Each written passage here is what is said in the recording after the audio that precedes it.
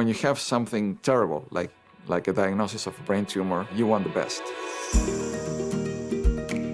We do see pretty much every kind of brain tumors, whether they are from the brain or some tumors that are in the adjacent areas of the brain, like the head and the neck. But I think that what makes it different is how well we work together without the patient having to go to a million places. And that's what makes this whole brain tumor center comprehensively wonderful and fantastic. It makes me so happy I get to be part of it because it literally takes what I think is a village. And this village at UC Health, at our brain tumor center, involves neurosurgery, radiation oncology, neuro-oncology, and other targeted treatments.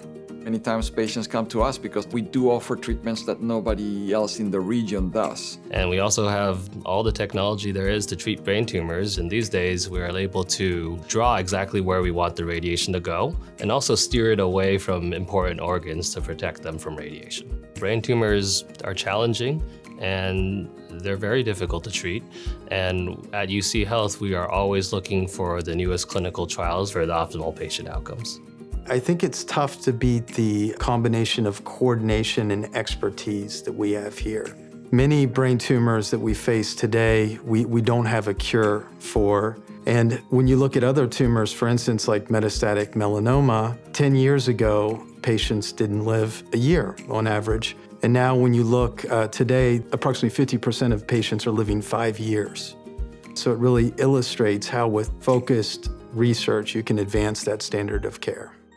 When patients come to see me, I usually try to get to know where they're coming from first, where they live, how far they had to travel to actually get to me. Then we go into, what they want from their care, what their goals are. And when your team is this collegial and friendly, they actually take better care of patients and they all have the patient's health and best interests at heart. We also look at the families and we say, how are you doing?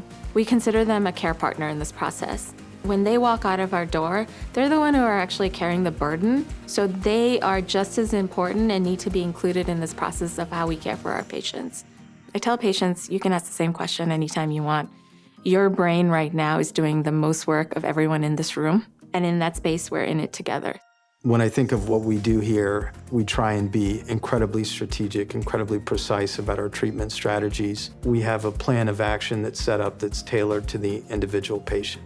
I like to call it better patient-specific because we want to craft a plan that works best for the patient. That puts us in a good position because we serve as sometimes the last hope for some of those patients. I think that we should be proud of what we offer, and it makes a big difference because patients don't have to travel, they don't have to leave their families. I mean, it's something that I would like for people to understand that really we have it all here.